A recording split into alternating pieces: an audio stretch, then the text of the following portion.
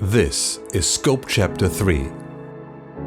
It is the last part of a series about anamorphic lenses in cinema and shooting anamorphic yourself for that extra sweet cinematic look. Scope Chapter 3 is all about putting together an anamorphic setup that works for you, with many experiments, tips, tricks and modding guides. We will explore Bokeh Design, compare Diopters and look into how to achieve close focus on a budget. We are going to experiment with anamorphic zooms that will give you those Tarantino crash zooms, explain how to enhance anamorphic flares by adding glass or removing the coating from elements, and we will mod existing lenses for more practical setups. If you are new to the Scope series, we definitely recommend to start at Chapter 1 to get into the subject, with history and formats, why Anamorphic was resurrected, explain different anamorphic designs and venture through the fashion and poetry of scope formats. Chapter 2 is our anamorphic test and comparison episode. The battlefield for everything anamorphic, vintage to new, from Cinelens to cheap adapter. Here you can find out what you can achieve in what price range. With the help of some friends from the industry and diving into the world of Blade Runner, we will help you to master anamorphic and get the cinematic image that you desire.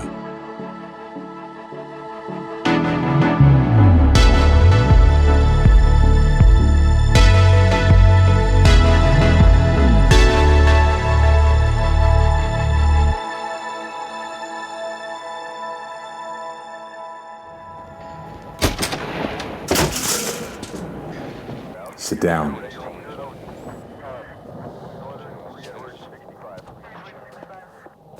In a lot of cases you can get more out of your gear when you're willing and capable to do some modding.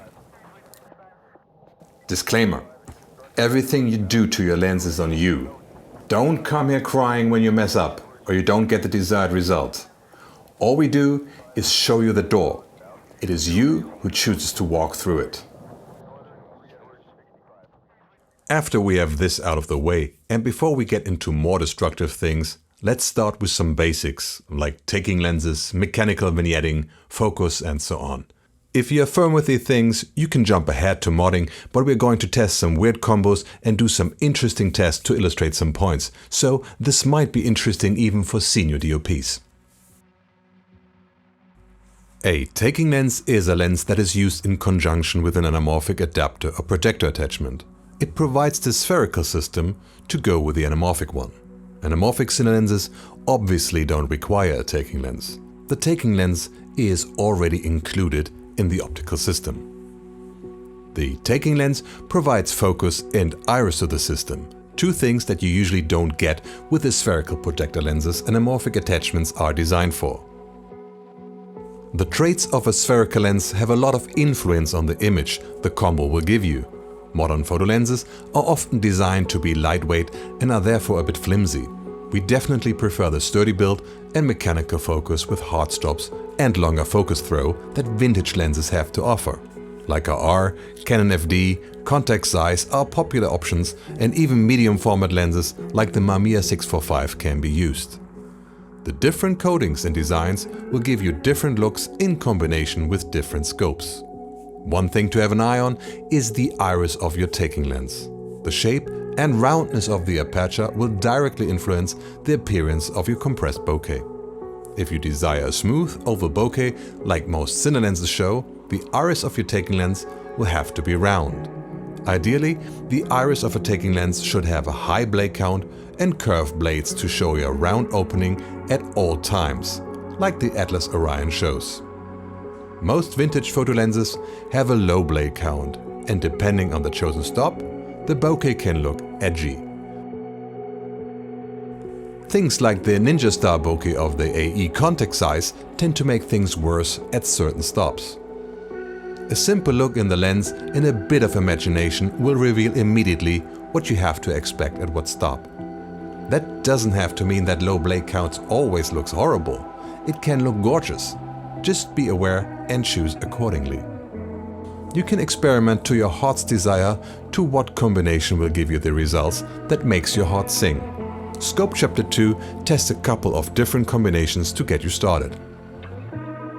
As the focus of the taking lens and that of the adapter or attachments are not connected in any way, such a combo is a dual focus system, unless you add a vario adapter to the front that can turn such a system into a system with just one focus ring, which is highly recommended, with the added benefit that close-up shots don't lose stretch factor, like most double focus and mechanical synchro systems will. Please refer to Scope Chapter 1 for detailed explanations about lens design and anamorphic MOMs. Let's talk about some practical aspects first. Unless you use a variodiopter, it is very important that the front element of the lens doesn't rotate during focus, as that would rotate the anamorphic block and therefore the angle of the squeeze. Unless you use a variodiopter, extending cine and photo lenses have the disadvantage that you can't use fixed mounting solutions for your anamorphic block, as you would prevent the lens from extending. And as you can see, the vast majority of vintage lenses extend during focus. You would either have to use a system that is light enough to work without support, or you could come up with a sliding solution, either with the anamorphic setup sliding in the lens support, or the whole lens support sliding in the rails. Neither is a good idea. It will seriously inhibit your ability to pull focus and make remote focus largely impossible. It is really not suitable for professional work. If you want to go with dual focus, choose a very light setup that can work without support. Or use a taking lens with internal focus. And here's a complex issue: how to choose the right focal length for any given DIY setup. It is generally much harder to get a wide field of view when you shoot anamorphic with a DIY setup. With anamorphic adapters like 1.33x stretch, it stays relatively easy, but 2x projector attachments narrow the possible field of view considerably. Besides the focal length, the design of the taking lens will determine the usable field of view, and that can be vastly different. The rear element of an adapter or attachment shouldn't be much smaller than the front element of the taking lens.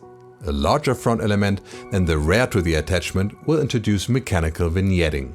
Mechanical vignetting will appear as a strong brightness fall-off in your footage. In this regard, slower lenses can be beneficial in an anamorphic system, as their front element tend to be smaller. You can use lenses with a larger front element, as we do in our tests. The vignette might or might not have negative impact on the end results given the situation. How wide you can ultimately go is determined by where the entrance pupil of a taking lens is positioned. The entrance pupil can have very different positions inside a lens, and there are designs that even have the entrance pupil outside of the lens. Ideally, the iris is at the entrance pupil to minimize vignetting, but that's not always the case. The closer the entrance pupil of a taking lens is to the rear element of an anamorphic adapter attachment, the wider the resulting field of view can be.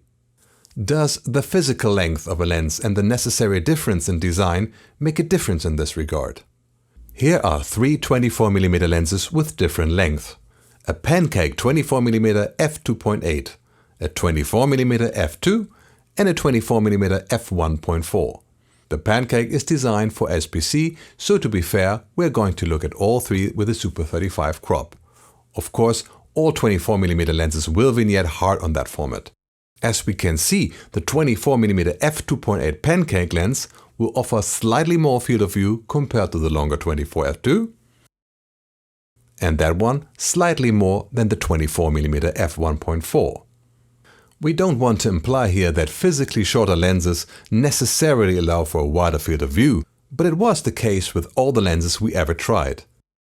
If all lenses had their entrance pupil in the center, a shorter lens would necessarily provide a shorter distance to the rear of the attachment, right? Before you get too excited hunting after the widest possible field of view, even large variable diopters will eat into the field of view. More about that in the sections about focusing in varidiopters.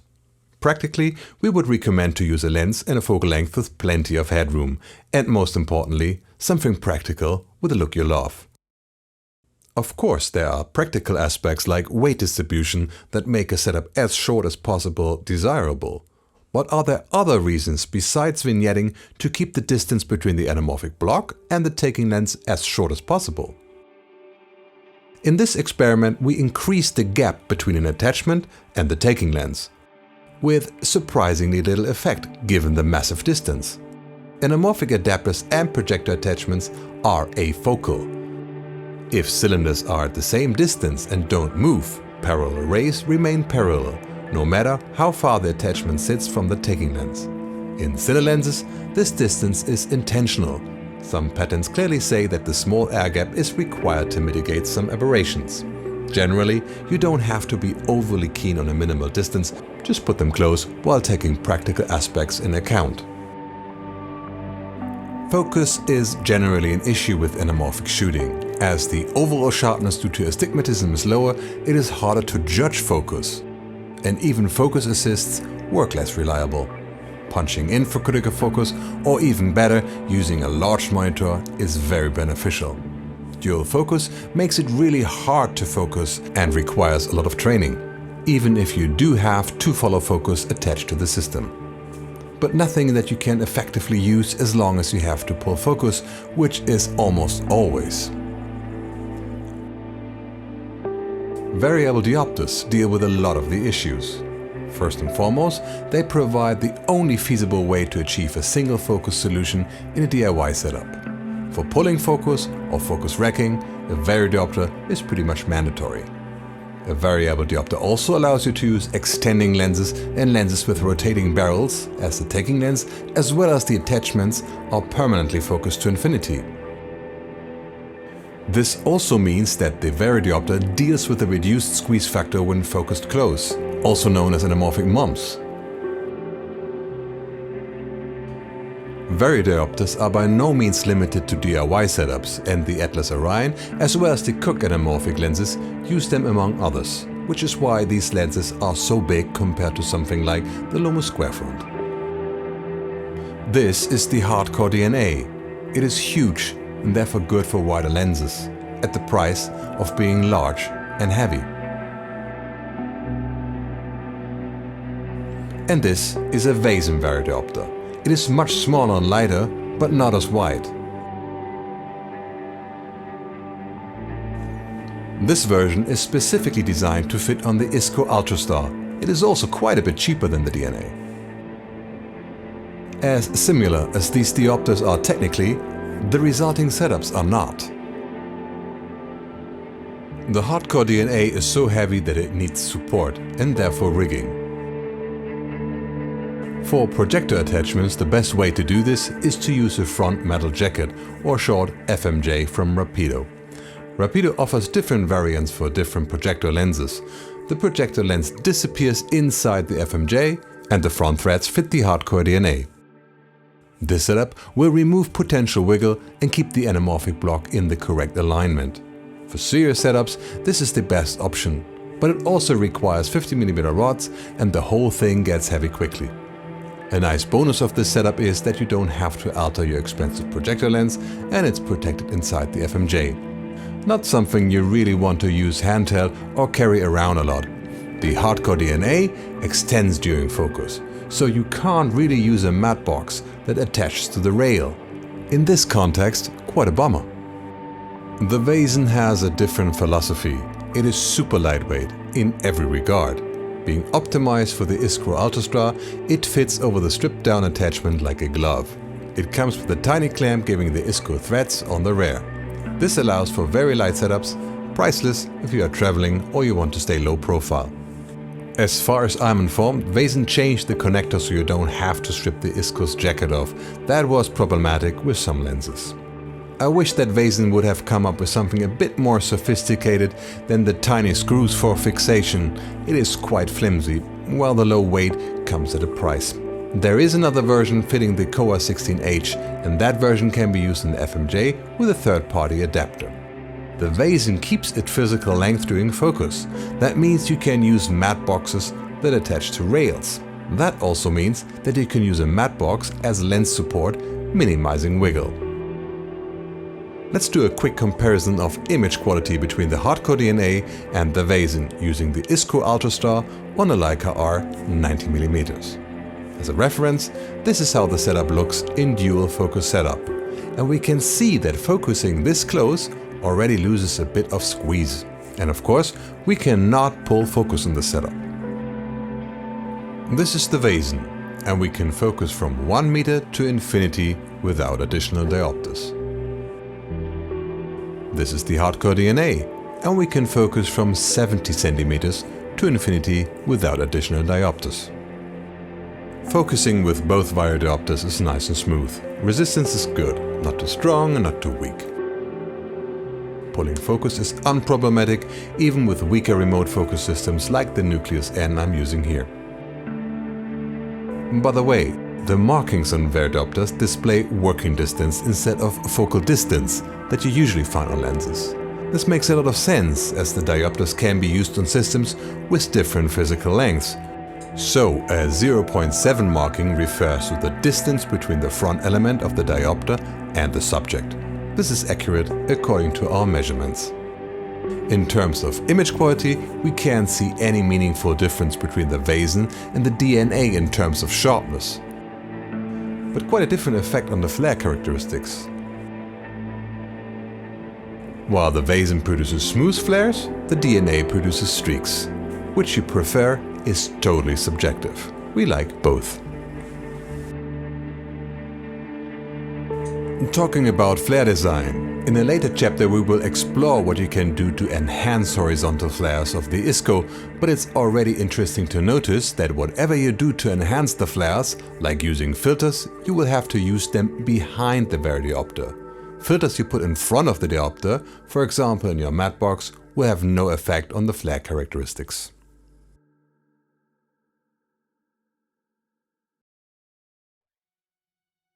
Macro rings don't work in anamorphic setups. Close focus can only be achieved with diopters. Even when a varidiopter is in use, you attach an additional adapter on top of the varidiopter. Because of the wide field of view and the large front elements, diopters need to be large. Here we have a 4 diopter set from Vivitar.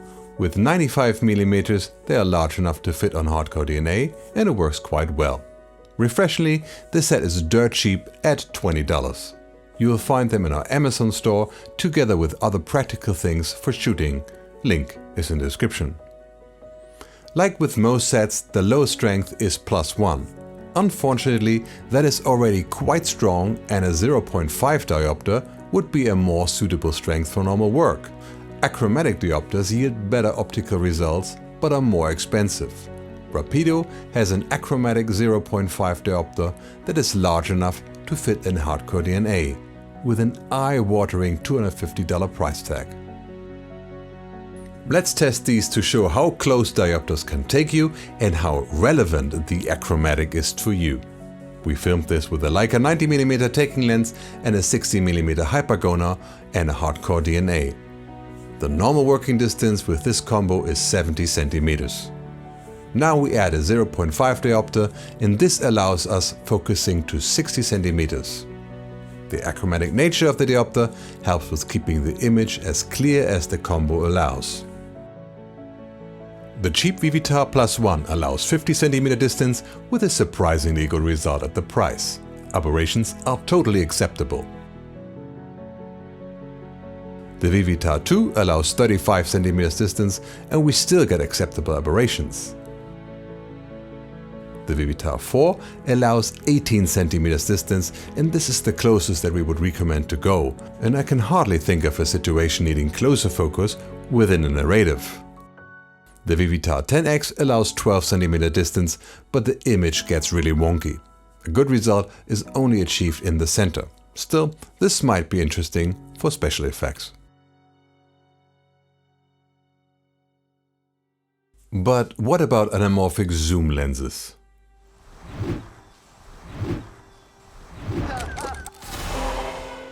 With the price of anamorphic lenses, wouldn't it be great to have the range of a full set in just one nice zoom lens?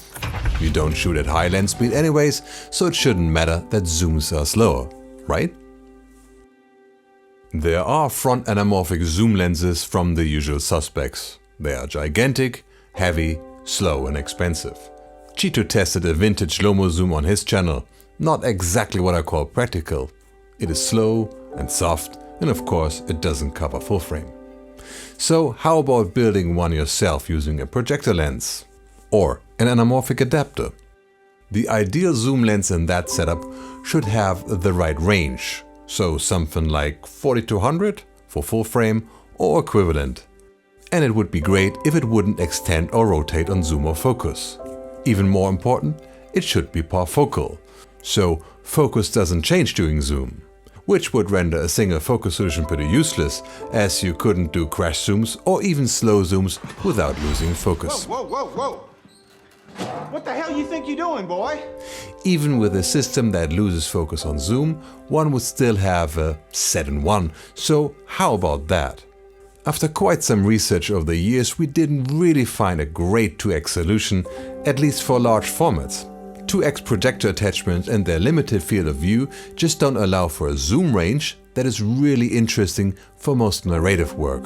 We're sure you could build a telezoom with a fitting variable diopter optimized for long focal length, but it would have very limited use lacking the wider range. 1.33x adapters allow a much wider lens, and building a zoom setup with adapters is fairly easy. An SLR Magic or Micro Four Third can be used on a Lumix Vario X 12-35 in a range from about 18-35. A Sigma 18-35 is usable on Super 35 with a Panasonic LA700 in a range from 22-35. For full frame, the best we could come up with is this little monster. We have the famous Angenieux 28-70 f2.6 here. The Angenieux has a very special design with internal focus and zoom, so it doesn't rotate or extend. The ideal partner for the heavy liters as it's fixed on rails. Of course, this means that the entrance pupil is moving away from the rear of the adapter, but that happens on zooming in, so it's not a problem. The focus gear is custom and provided by followfocusgears.com. Thank you, Sean. The Angenieux 28-70 f2.6 is also hailed for being near parfocal if calibrated. Well, it's not really the case for us. We have the F-mount version of the Angenieux, and we do have a cheap Nikon 3F adapter, so flange can be a problem here. We also have a modern Tokina with the same design as the Angenieux, but with a native EF, which isn't bad at all. It might very well be that you can shim and calibrate either of these lenses to be somewhat near parfocal, but we don't really feel it's worth in this context. While the setup is double focus, you have to work little with the liters focus, and it's usually enough to be in the right ballpark. Image-wise, the performance is quite good, giving you a lot of focal range without having to swap lenses. And as you can see, at f4 we can hold focus on the face while zooming through the full range.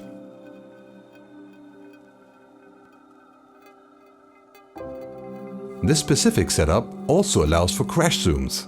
Not too shabby.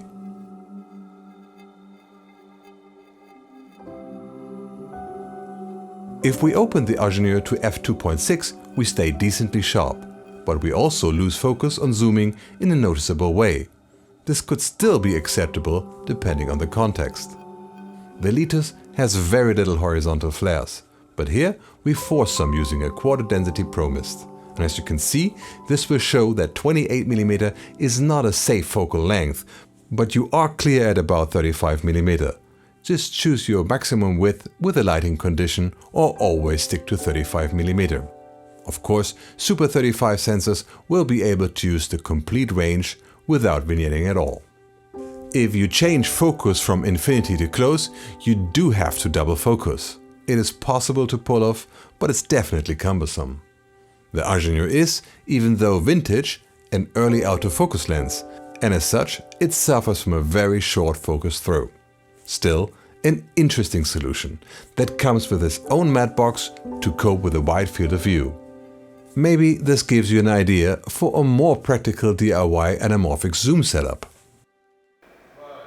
We would have loved to test the Laowa with and without the rear adapter in combination with our Liters adapter, but unfortunately Laowa was unresponsive. I'm sure there are a million ways to use Anamorphic in a creative way, and that most of those haven't even been tried before. So it's up to you. Show us what you can do. The sky is the limit.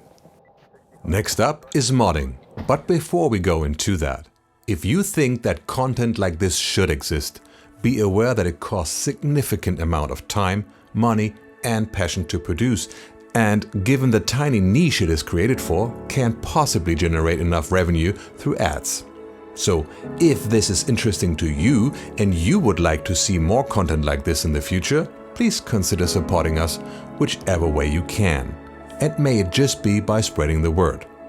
Super Thanks is a new way of saying thank you and helping us with a one-time donation.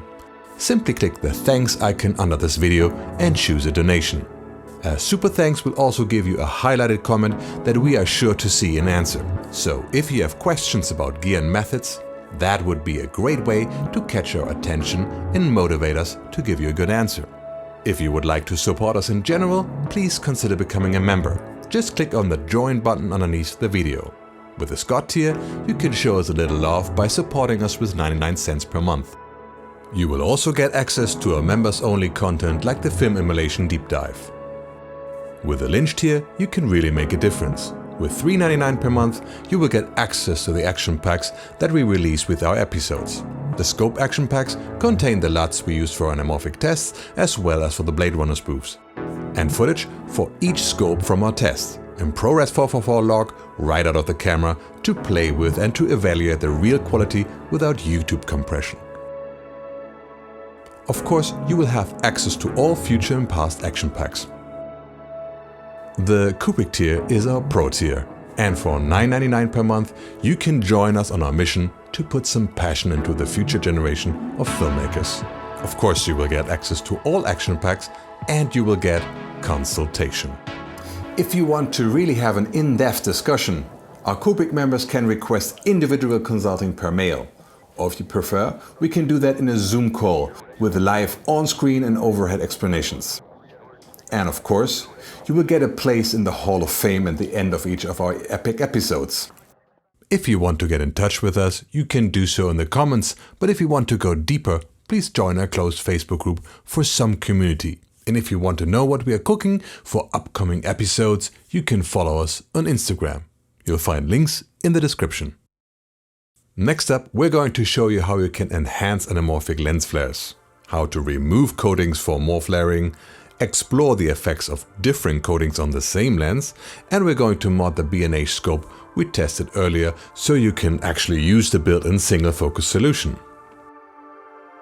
Many anamorphic lenses flare quite nicely without you having to do much, and others, especially modern lenses, just don't flare at all. This is because the coatings are so good that the flares are suppressed. Modern lenses that do flare are specifically designed to flare.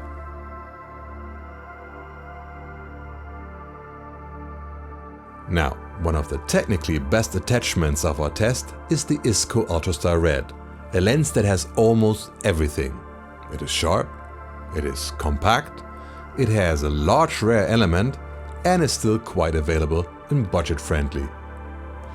If it would only flare a little bit more, let's explore what we can do to make that happen.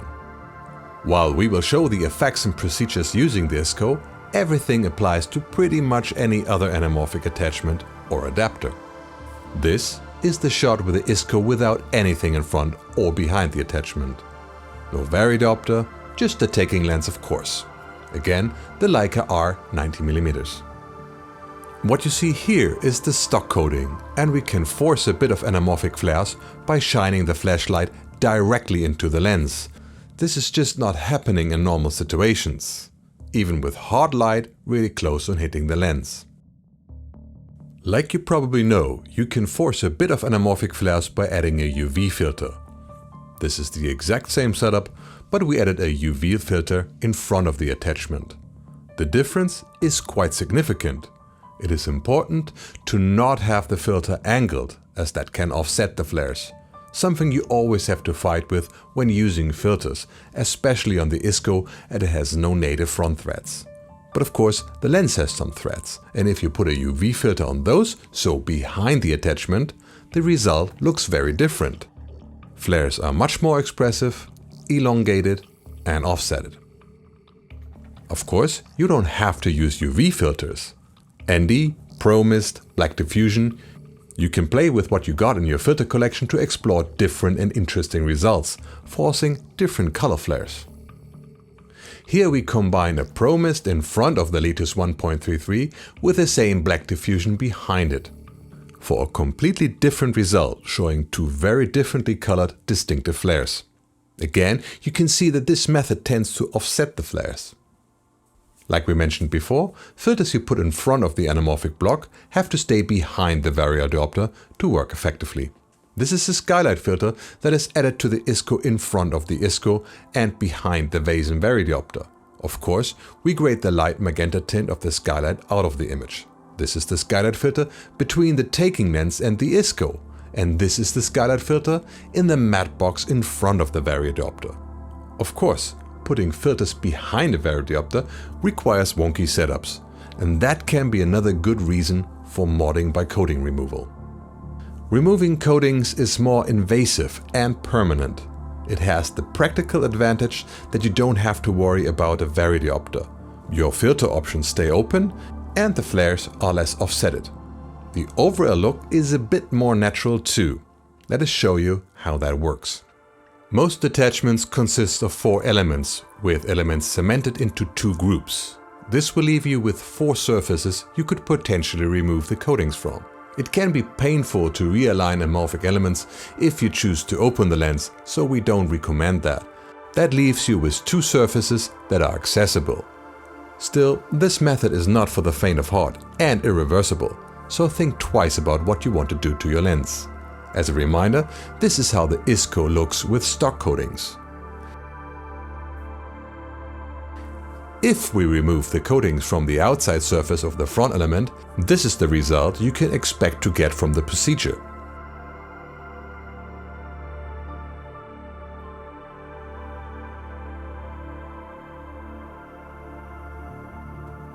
If we remove the rear coating, you will get a very different result. Flares are now much more elongated and way more expressive. On top of that, we now see a strong vertical flare resulting in a cross-shaped flare. Probably not what you want for your all-day work. As removing the rear coating has such a strong effect, it makes almost no difference to remove the coatings on front and back elements. If you want to remove the coatings of the ISCO, we definitely recommend to only remove the front coatings. There is a very slight drop in contrast and in transmission speed, but both are neglectable from our experience. We're now going to show you how you can remove a coating relatively safe and easy. Even though we recommend to remove the coating from the front element, we're going to show you the procedure on the rear element. It works just the same way, but as the front element retracts a bit into the housing, it is easier for us to film super close-ups on the rear element. This will allow us to show you details like potential scratches. Again, if you choose to do this is all on your own risk. Besides an ISCO Ultrastar, you will need wipes, alcohol, gaff, powder-free gloves, lens cleaning tools and polish for precious metals. We use isopropyl alcohol, Kimtech wipes. Most importantly, we use Cape Cod polish that works very well for us. I talked to an optical laboratory that grinds lenses and adds coatings to discuss potential dangers for the glass itself, and they don't object to using such a polish. The active ingredient is hypertreated petroleum distillate, so you better wear gloves. Nitrile gloves work well if you can stand the sweat that builds up inside. I made you a nice ready-to-shop basket in our Amazon store with everything you need. Link is in the description. Some people advocate to use abrasive polish like diamond powder polish, and don't do that. Diamonds are harder than glass, and while the coating comes off super quick, you will also damage your glass by scratching it on a microscopic level. That is permanent and may make your image look hazy when light reflects in the scratches. Start by cleaning the lens all over with wipes and alcohol. The element we are going to uncoat is held in place by a ring that you can unscrew to gain better access to the curved glass surface on the sides. We don't recommend to do that as it will cause misalignment of the anamorphic element and it's painful to realign them. We will do so here so it's out of the way for close-ups. Use a lens wrench. Very careful so you don't scratch the lens. As always, spin the lens and not the tool. That makes it easier to maintain a constant pressure on the tool. You can protect the lens's body with gaff, but it doesn't look like the polish would do anything either to the red housing nor to the lens rings. On the front you have a flock collar around the lens. Here we would recommend to use gaff for some protection. Generally, you don't really need it. The principle behind hydrotreated petroleum distillate is that it's a fluid with a very low surface tension, making it able to slip inside microscopic spaces. So it is wet and it's hard to wash it off. Be careful with it. Interestingly, you can reuse a dried out cloth by just adding water. We would still recommend to use a new one every time. They are not that expensive. And now, just go for it. By polishing the glass with circular movements, you will have to apply quite a bit of pressure for the polish to work, and it will take quite some time. Depending on the coating, the pressure and speed of your movements, it can take 20 to 30 minutes to get coatings completely off. A nice workout. After a while, you can look at the progress you are making and where you should apply pressure. For this, you just wipe off the glass with wipes. You will need several to get the lens clean enough to see something. Don't get a heart attack. What you see are not scratches, but smear marks from the polish. You can easily see where the coating is removed from the center and where it's still there towards the side. Concentrate on the sides. After we worked on the sides, you can see that the lens is clean on that side, while the opposite side still needs treatment. After enough polishing, the whole glass is free from coating, and after cleaning it several times with alcohol, wipes and lens cleaning fluid to finish it off, it looks nice and clean. Compared to a coated lens, you immediately see that reflections on the surface are now brighter and don't have a color bias. Here you can really see that a coated surface shows next to no reflection, while an uncoated one works like a mirror. Besides the results we have already shown you, what does the removal of the coating do to your lens? Of course, the additional reflected light will cause the effective transmission speed of the lens to be lower. But how relevant is that? Putting our lens before and after next to each other and using the exact same grade, the difference is really neglectable. Also, there's a loss in contrast, but again, it is neglectable. You can counter this in the grade. The biggest concern you might have is, does the process hurt the glass?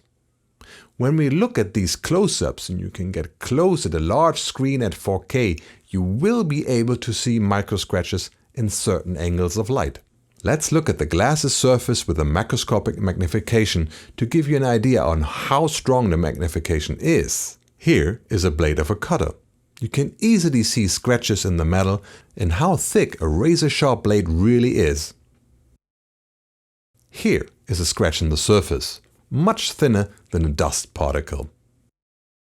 Having seen this and looking at the before and after images, we have to conclude that the process will not alter your image in a meaningful way, except for the enhanced flare characteristics.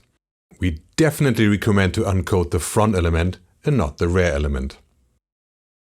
Like we said, we have several ISCOs in our arsenal. While we were inspecting the coatings of our ISCOs in their overhead setup, we noticed something peculiar. While all our ISCOs are the same from the outside, reflecting a light into the lenses reveals that the white overhead light reflects in different colors. These lenses all have different coatings. And before you think this is due to the different angles of the light giving the different positions on the bench, let's swap them around.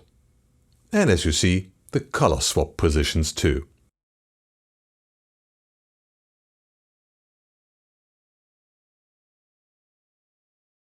Here's an ISCO with a removed front coating, and as it was to be expected, we see the overhead light in an unaltered white.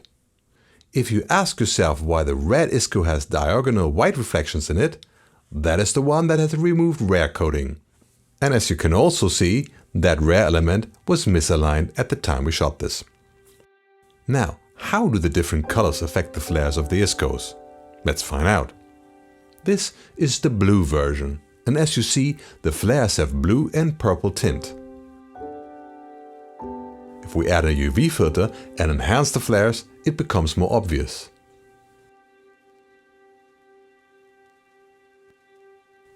This is the pink coating, and we can see that the flares indeed show pink tint. Much enhanced by the UV filter, it creates quite a special look, which made us give that ISCO the nickname Hello Kitty. This might not be a first choice for a movie about war or a dark thriller, but it might be just awesome in the right context. You can see that this is following a theme. The green coating creates pale green flares, enhanced by the UV. And the red version has the removed coatings from the back, so that is very different to the others, but you can still clearly see that the primary flare color is indeed red with a green secondary flare. Here are all the coatings we have in one image. And if you ask yourself which one we used for the main test, I think now you can tell by yourself. It is the blue one, without any modding or filter.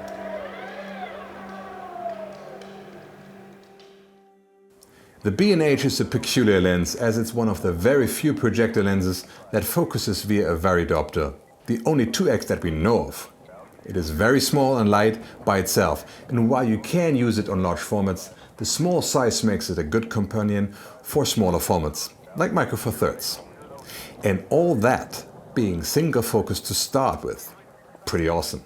By the way, you can get this way more compact and practical than with us using the 135mm FD lens and a speed booster, by using a native MFT lens. We just don't own one that's the fitting focal length. As we showed you within our test, the only real problem is that the helicoid is just not useful for film work, as you have to rotate the diopter multiple times to go from close focus to infinity. Hang on, help is on the way. You can exchange the helicoid to something useful, and it's surprisingly easy and cheap. Even more, this modding is completely reversible. I came across this in a project shown by Paul Kepner, so thank you Paul for the inspiration. You will need the B&H of course, a little lens collar that is custom made by Rizki Abdullah, and a helicoid. This is the helicoid we are using. It is a Chinese-made photofox, good quality, made from brass. You can try others, but we can assure you that this one will work. It is available on eBay. This is the custom lens collar made by Zikri. You can order that directly with him. I'll put links to everything in the description. We are going to start by screwing off the front part of the variable diopter that is embedded in the front housing. There are two screws that hold it in place. I already detached them, so you can simply screw that part off. We are not going to need the main part for now, so we can put it aside. With the lens wrench we can unscrew the ring on top. And now we can get the lens out of the housing. Preferably touching it with microfiber cloth and not with your fingers. And here's the diopter in its naked beauty. Next step is to open the custom collar. There are screws around it that will fixate the lens later. Just make sure they are open. Now insert the lens from the back and press it into place. It is very tight, you will have to make sure the lens is not misaligned. With enough force and commitment you will get it in, and it will look like this. Now put the screws in so they are not in the way. Don't do it too hard. Screw the front part of the collar with the lens into the helicoid and the rear part of the collar onto the back of the helicoid. Fit your new front housing over the main part of the lens. Make sure that the Diopter is not extended while you do this. Attach the front with the screws and we're done. You will need a fitting metric ring to get it to a standard photo lens thread size. You get a nice and practical 2x anamorphic single focus setup. And does it work? Like a charm.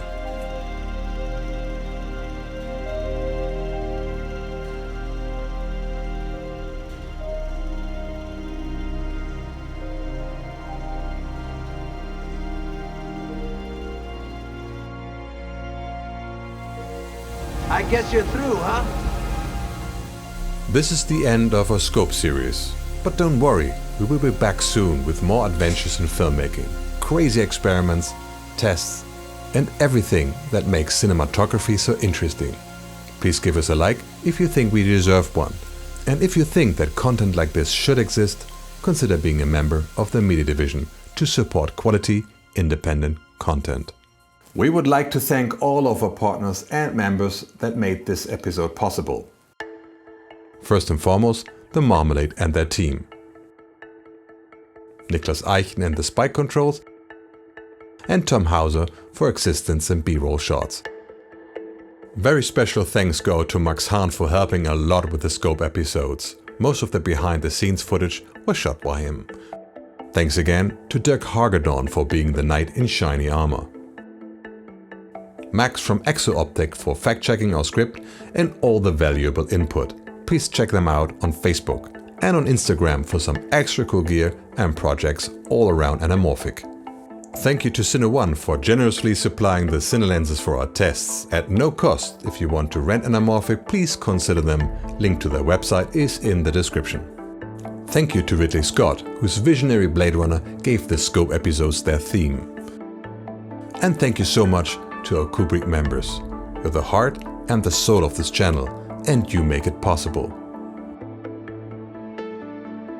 A. Wexler, A51 Pictures, Alejandro Garcia P., Anders Egeskov, Andrew Laboon, Andy Lin, Alex B., B. Kelly, Bat, Bob Drummond, CAG20, Chris Brett Jones, DONO, Ed Haggerty, Ethan Hagel, Eugenio Triana, Gyazi Sutton, H3FF01, I Have No Channel, J. Riley Holt, J. Highway, Jeff Mitchell, John Parr, Kevin X, Klaus Ecker, Krasimir Kresovic, Lukas Majeski, Malix Gabor, Mark David Strode, Max K, Maximilian Willett, Michael Heidecker, Michael Tabinka, Mick Lexington, Miguel Villa, Nolan Putnam, North 182ND, P. Horton, Pascal Despau, Peter Pavlov, Peter Polks, Pixie, Premium Paris, Prison Junkie, Raul Dill Jr.,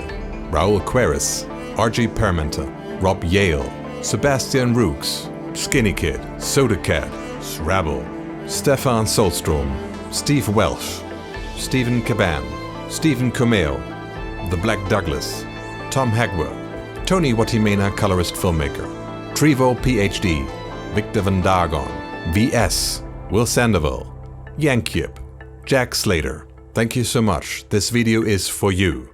And don't forget to Zoom with us. The Division salutes you. This is Nicholas, signing out with no delicious vision. Schützenfen. Amazing.